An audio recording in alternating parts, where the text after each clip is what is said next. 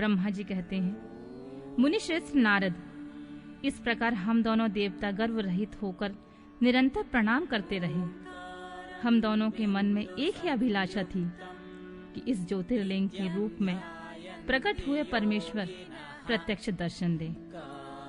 भगवान शंकर दीनों के प्रतिपालक, अहंकारियों का गर्व चूर्ण करने वाले तथा सबके अविनाशी प्रभु हैं। वे हम दोनों पर दयालु हो गए। उस समय वहां उन सुर श्रेष्ठ से ओम ओम ऐसा शब्द रूप नाद प्रकट हुआ जो स्पष्ट रूप से सुनाई देता था। वह नाद लुप्त स्वर में अभिव्यक्त हुआ।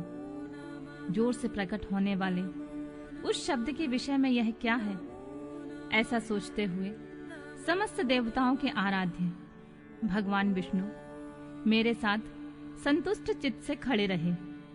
वे सर्वथा वैर भाव से रहित थे। उन्होंने लिंग के दक्षिण भाग में सनातन आदि वर्ण आकार का दर्शन किया, उत्तर भाग में उकार का, मध्य भाग में मकार का और अंत में ओम इस नाद का साक्षात दर्शन और अनुभव किया। दक्षिण भाग में प्रकट हुए आदि वर्ण आकार को सूर्य मंडल के समान तेजोमय देखकर जब उन्होंने उत्तर भाग में दृष्टिपात किया, तब वहां उकार वर्ण अग्नि के समान दीप्तिशाली दिखाई दिया। मुनि श्रेष्ठ, इसी तरह उन्होंने मध्य भाग में मकार को चंद्रमंडल के समान उज्जवल कांति से प्रकाशमान देखा। तदंतर जब उसके बाद दृष्टि डाली, तब शुद्ध स्फटिक मणि के समान निर्मल प्रभा से युक्त तुराय तुरीय अमल, निष्कल, निरूपद्रव, निर्द्वंद, अद्वितीय, शून्यमय, ब्रह्मा और अभ्यंतर के भेद से रहित, ब्रह्मांतर भेद से युक्त जगत के भीतर और बाहर स्वयं ही स्थित, आदि मध्य और अंत से रहित, आनंद आदि के कारण तथा सबके परम आश्रय, सत्य आनंद एवं अमृत स्वरूप पर ब्रह्मा का साक्षात्कार किया। उस समय श्री हरि यह सोचने लगे कि यह अग्नि स्तंभ यहाँ कैसे प्रकट हुआ। मैं इस अनुपम अनल स्तंभ के नीचे जाऊंगा। ऐसा विचार करते हुए श्री हरि ने वेद और शब्द दोनों के आवेश से युक्त विश्वात्मा शिव का चिंतन किया। तब वहां एक ऋषि प्रकट हुए जो ऋषि समूह के परम सार रूप माने जाते हैं। उन्हीं ऋषि के द्वारा परमेश्वर श्री विष्णु ने जाना कि इस शब्द पर ब्रह्म शरीर वाले परम लिंग के रूप में साक्षात पर ब्रह्म स्वरूप महादेव यहाँ प्रकट हुए हैं। ये चिंता रहित रुद्र हैं, जहाँ जाकर मन सहित वाणी उसे प्राप्त किए बिना लौट आती है। उस पर ब्रह्म परमात्मा शिव का वाचक एकाक्षर प्रणव ही है। वे इसके वाच्यार्थ रूप हैं। वह परम कारण, ऋतु, सत्य, आनंद और अमृत स्वरूप परातत्व पर ब्रह्म एकाक्षर का वाच्य है। वह परम कारण, सत्य, ऋत, आनंद और अमृत स्वरूप परात्व पर ब्रह्म एकाक्षर का वाच्य है। प्रणव के एक अक्षर आकार से जगत के बीजभूत अंडजन्मा भगवान ब्रह्मा का बोध होता है। उसके दूसरे एक अक्षर उकार से परम कारण रूप श्री हरि का बोध होता है और तीसरे एक अक्षर मकार से भगवान नील लोहित शिव का ज्ञान होता है। अकार सृष्टि करता है, उकार मोह में डालने वाला है और मकार नित्य अनुग्रह करने वाला है। मकार बोध सर्वव्यापी शिव बीजी बीज मात्र के स्वामी है और अकार संज्ञक मुझे ब्रह्मा को बीज कहते हैं। उकार नामधारी श्री हरि योनि है, प्रधान और पुरुष के ईश्वर जो महेश्वर हैं। वे बीजी, बीज और योनि भी हैं। उन्हीं को नाद कहा गया है। उनके भीतर सबका समावेश है। बीजी अपनी इच्छा से अपने बीज को अनेक रूप में विभक्त करके स्थित है। इन बीजी भगवान महेश्वर के लिंग से अकारण रूप बीज प्रकट हुआ है, जो उकार रूप योनि में स्थापित होकर सब ओर बढ़ने लगा है। वह सुवर्णमय अंड के रूप में ही बताने योग्य था। उसका और कोई विशेष लक्षण लक्षित नहीं होता था। वह दिव्य अंड अनेक वर्षों तक जल में स्थित रहा। तदनंतर 1000 वर्ष बाद उस अंड के 2 टुकड़े हो गए। जल में स्थित हुआ वह अंड आजन्मा ब्रह्मा जी की उत्पत्ति का स्थान था और साक्षात महेश्वर के आघात से ही फूटकर 2 भागों में बट गया था। उस अवस्था में उसका ऊपर स्थित हुआ सुवर्णमय कपाल बड़ी शोभा पाने लगा था। वही दुलोक के रूप में प्रकट हुआ।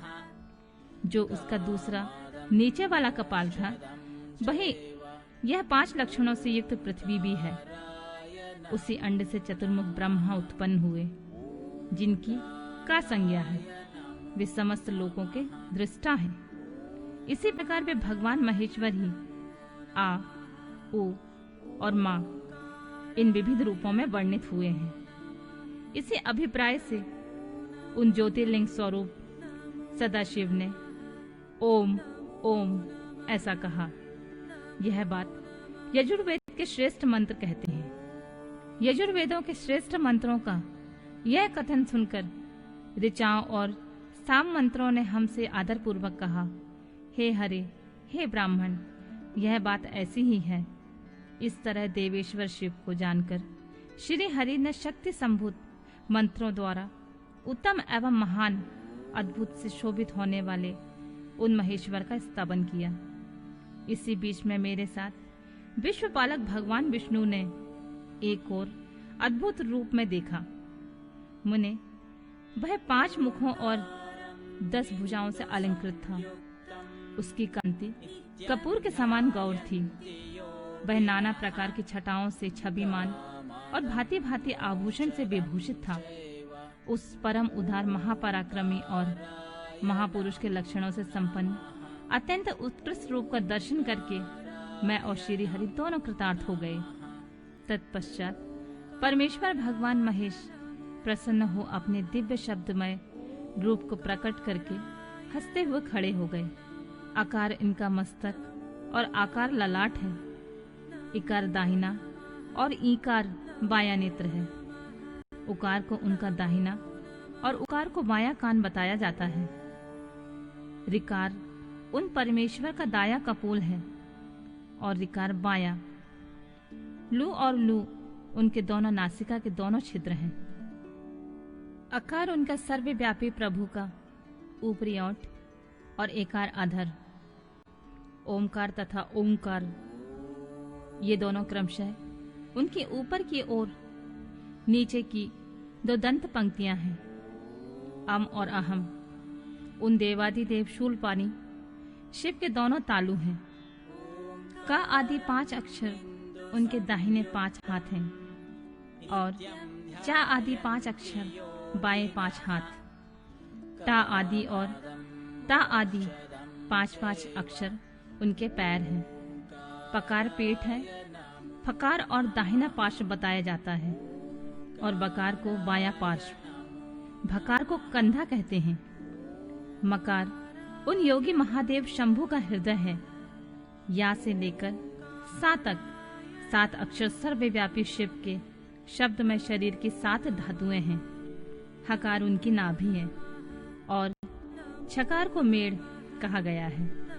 इस प्रकार निर्गुण और गुण स्वरूप परमात्मा के शब्दमय रूप को भगवती उमा के साथ देखकर मैं और श्री हरि दोनों कृतार्थ हो गए। इस तरह शब्द ब्रह्ममय शरीरधारी महेश्वर शिव का दर्शन पाकर मेरे साथ श्री हरि ने उन्हें प्रणाम किया और पुनः ऊपर की ओर देखा। उस समय उन्हें 5 कलाओं से युक्त ओमकार जनित मंत्र का साक्षात्कार हुआ। तत्पश्चात महादेव जी का ओम तत्वमसि यह महावाक्य दृष्टिगोचर हुआ, जो परम उत्तम मंत्र रूप है, जो शुद्ध स्फटिक के समान निर्मल है।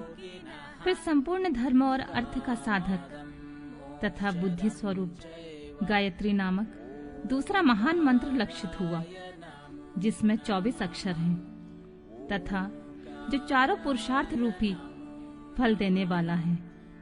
तत्पश्चात मृत्युंजय मंत्र, फिर पंचाक्षर मंत्र तथा दक्षिण मूर्ति संज्ञक चिंतामणि मंत्र का साक्षात्कार हुआ।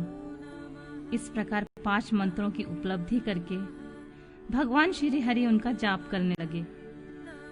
तदंतर ऋक, योध और साम, ये जिनके रूप हैं, जो ईशानों के मुकुटमणि ईशान हैं, जो पुरातन पुरुष हैं, जिनका हृदय अघोर अर्थात सौम्य है, जो हृदय को प्रिय लगने वाले सर्वगुहा सदाशिव हैं, जिनके चरण बाम परम सुंदर हैं, जो महान देवता हैं और महान सर्पराज को आभूषण के रूप में धारण करते हैं, जिनके सभी ओर पैर और सभी ओर नेत्र हैं, जो मुझे ब्रह्मा के अधिपति, कल्याणकारी तथा सृष्टि पालन और संहार करने वाले हैं, उन वरदायक सदाशिव का मेरे साथ भगवान विष्णु ने प्रिय वचनों द्वारा संतुष्ट चित्त से स्तवन किया।